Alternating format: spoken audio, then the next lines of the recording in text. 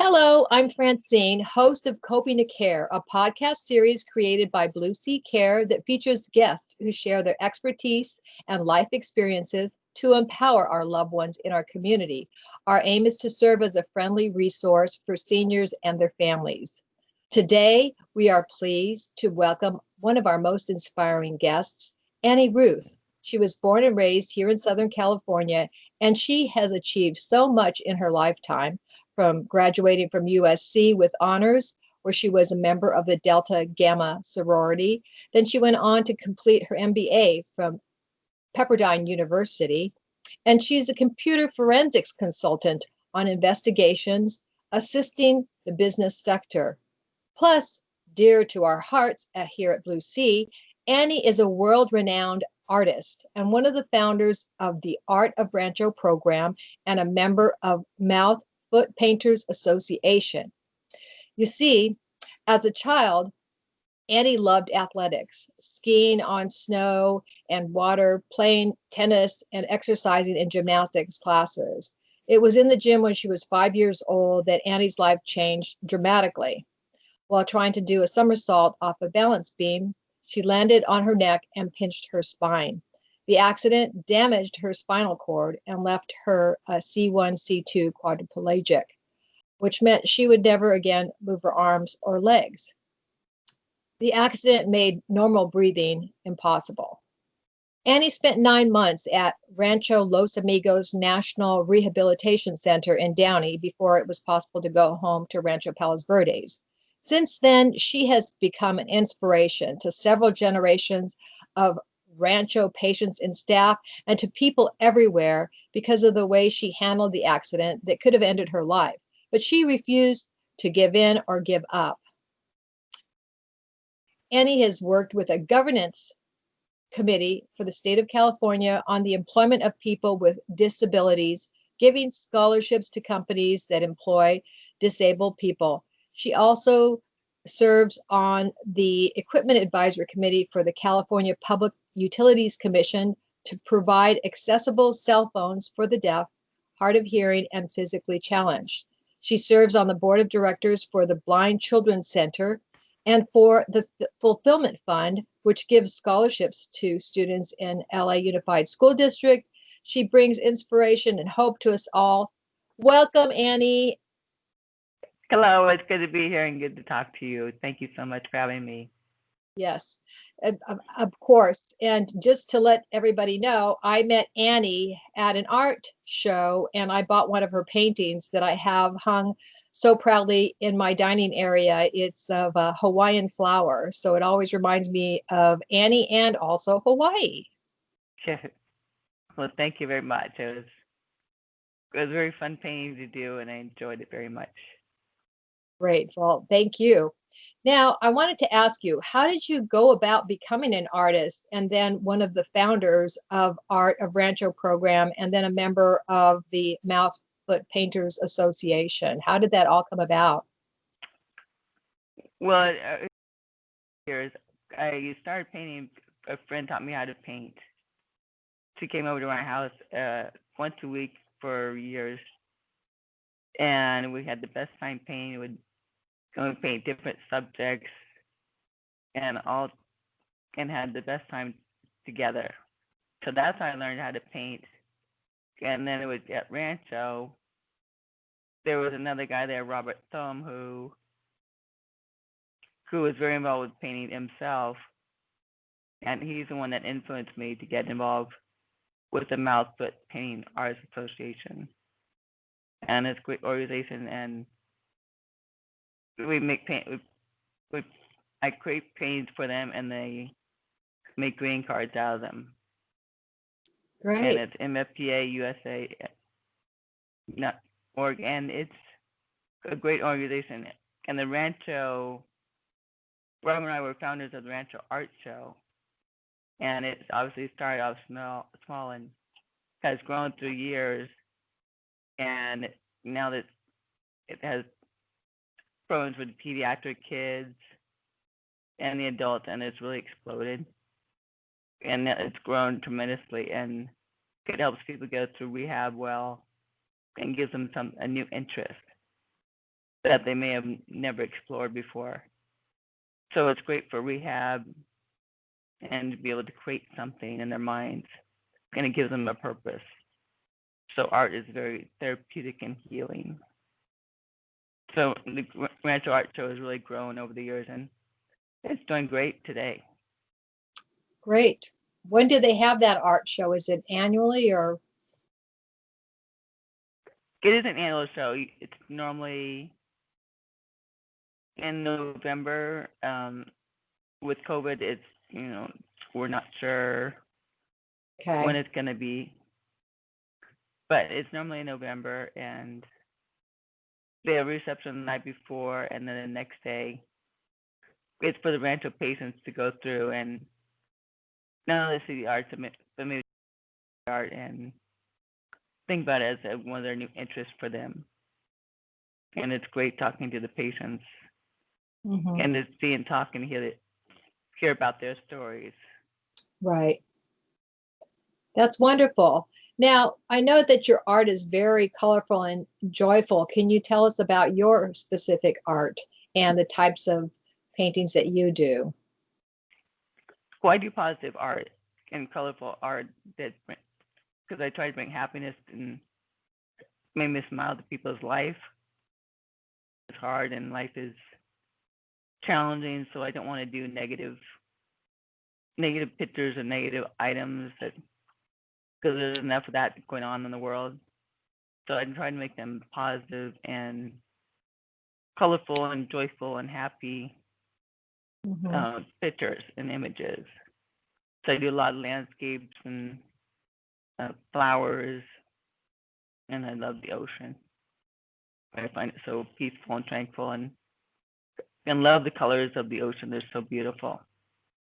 Mm-hmm. So art's very therapeutic, and once I get in that zone, I forget about what's going on in the world and in my to-do list, and I focus all my thoughts, energy on the image, and try to create something that's maybe beautiful, interesting in a way. And the good thing about it is it's personal, so not everybody likes it, and hopefully some people do. But I've had friends that say, "Hey, I really like you, but I don't like the furniture," and that's okay. I love that they're honest about it. Yeah. Because it's all a personal taste. Right, right. Well, I can't imagine anybody not liking any of your paintings, but you know, um, so that's very interesting. Especially because you like the ocean and the sailboats and so do I. I love all the aquas and the blues. Now, you're just a brave and amazing person, and I read that you've done all sorts of exciting things in your lifetime, some things that I would never even try. Can you tell me a little bit about those? Oh, I do love adventures, so I've gone skydiving, paragliding, hang gliding, kayaking, whitewater rafting, and it's all been very exciting and so much fun. And I just love those adventures. We try to make it happen and do what we can when we can, and try to create a way to figure it out because it doesn't always seem possible. We try to, you know, figure out a method that we can, of course, being safe, but Mm-hmm. having a good time as well. Mm-hmm. So it's just very fun, to be a part of life, and I enjoy it so much. And I've heard people that say if they can't participate in life, they don't want to do it. But that's not my theory because I'm not going to be a rock star. But I love music and I love plays and theaters and and sports, and so I don't mind being a spectator of life. Other people think that's terrible, but I No. enjoy the other people's talents, and I will never have those talents or have the time to do the talents. So I really appreciate other people's skills and abilities, their devotion to their art and sport or theater. And Mm-hmm. I'm a big fan of all that. Mm-hmm. So And you're a big I'm Dodger fan too. I am a big Dodger fan, and I'm so excited that they're in the World Series for the third time. And one little story, I'm in little Dodger history, very little, but I got to meet Steve Garvey when he in his after his worst slump of his life. We're at Dodger game, and he came over to our seats beforehand and talked to us and said, "I'd get you a hit." And it was on Nuns Day too. And you walking back to the plate, he's like, "I don't know how I'm going to do that. I'm in the worst slump of my life." And it turned out to be the best day of his career. We got a grand slam, a home run, and two doubles, and he was 5 for 5. And it was the best day of his life. And so he called me up the next day and said I was his good luck charm. And we've been friends ever since. And he's helped us at the Blind Children's Center. He's been our spokesperson and has come every year to our golf tournament. Wow. So he's been a great person, a great man, and he's got a great family. That's wonderful. And then so it is fun. I'm sorry, that's well, you are a good luck charm, I bet, for a lot of people. And I understand that you were also participated in the 1984 Olympic Games. Can you tell a little bit about that? Oh, it was the best day ever. It was the day before the Olympics started. It's down in Torrance, and there was so much positive energy, and everybody was so excited, and it was just great energy. Mm-hmm. And so I got to carry the torch for a mile with my wheelchair, and since I went at such a mediocre speed, a lot of people ran with me. So it was really fun that they jogged along with me, and we ran the mile together, and it was just so much fun to be a part of the Olympics. And I just admire all the athletes and all their time and training devotion to the sport and trying to constantly improve and get better. And what they do is just incredible. So I just admire each and every athlete for participating in the Olympics, even if they don't come in first, second, or third. They're doing their ultimate best and giving it their best and their best, devotion and talents and drive and all the hard work that we don't see. Mm-hmm. So when we get there, we just see the final touches, and each athlete from around the world is just amazing. So I just enjoy the Olympics so much, and the energy. It's just very positive energy, and people are very friendly at that time of year, and friendly, helpful, outgoing, and Mm-hmm. it's really a neat time of special 2 weeks. Mm-hmm.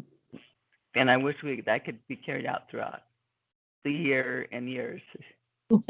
I agree. It's like the whole world coming together for something positive. I totally agree with you. So, so you've done the skydiving, hang gliding, paragliding, whitewater rafting. Anything else that you'd like to do in the next few years?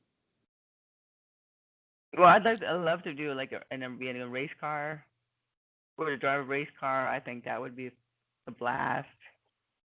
I don't think I'm gonna do the bungee jumping. I don't think I think that's not my list. I don't. No. But zip lining would be fun. I would like that. Cool. So I still have lots to do and lots to see. Yes, it sounds like it. Sounds like it. So now, like all of us, you have daily struggles. And I know that you have this special stylist with you there. Can you tell us a little bit about that stylist and how it makes it possible to play games like gin rummy and it makes your life a little more enjoyable? Well, the stylus I use for my phone all the time, every day, Hmm. for communication, and I do a lot of words with friends, which I enjoy. But I also use it for gin rummy, where my friend made me this gin rummy card holder, and where I can play gin rummy by myself, or not by myself, but I can hold the cards by myself. Hmm. And the magnetic stylus picks up the magnetic cards, so I can move them around and drop them down and play independently and not have somebody assist me in the game. So it's a fun way to play with somebody that enjoys the game as well. Hmm. So it's a really great idea how he built this and thought of it. It was, I can't take credit for it. He did it all, It's but I love the outcome and I love to play games. yeah. And it's not just free general; it can be used for poker or any other type of game too. It's just really fun. But I use the stylus for Hmm. everyday email and texting and some design. I do the graphics online too. Wow, that's So it's, wonderful. So innovative. yeah, he is very innovative and it's been very helpful, and I think it might be something that can help other people as well because it keeps it in place without going far away. So you can always uh, get to it, and then you can always be in touch to communicate, or to play games, or Hmm. whatever your wish is. Wow. Does he have a patent on it? No, he doesn't. Oh, okay. Well, we'll have to He talk to said, him about that because I know of some people that do special medical devices that might be interested in that. So we'll talk later about that. "Oh, great." Now, um, so you you're such an ambassador for so many things, and you master ambassador of positivity. How do you keep your mental and emotional perspectives in proper sync? Well, it's a very interesting question because it's been something I learned over the years, and I know that it's the physical is more mental than physical. And what I mean by that is your mind controls your emotion and your attitudes. So you can choose to be happy or angry or mad or sad. So, if you choose to be happy, then you have a better attitude, and I think can get through life better. Even when challenges come your way, you have a different outlook. And then if you're negative, it's a lot harder and more stressful world. So I definitely choose positivity and happiness and try to be the best that I can. And I'm a big believer in God, and that I pray a lot too to help Him get me through the days. Hmm. And I also think that kindness really matters.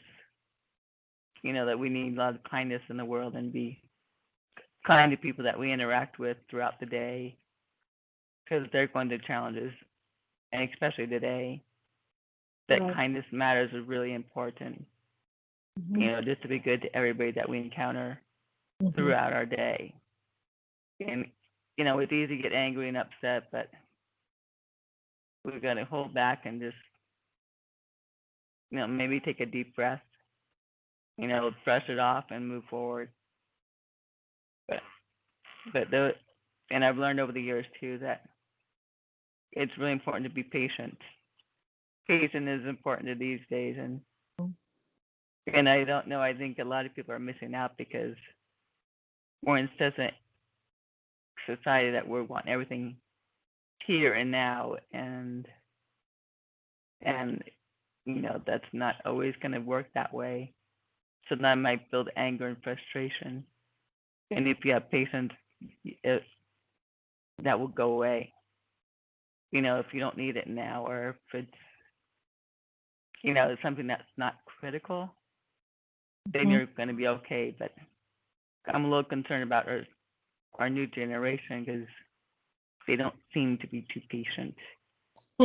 And we're very instant gratification, and that might interfere with somebody's happiness.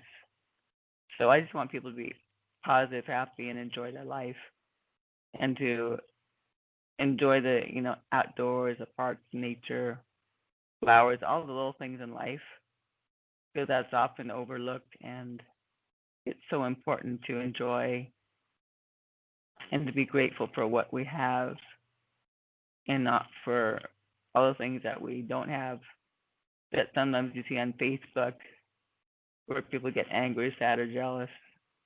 So they see other people's perfect lives, or they think they're perfect, but they're not perfect. And so we need to, maybe cut off a little Facebook and enjoy, what's around us, and be so grateful for what we do have, and not to compare ourselves to others.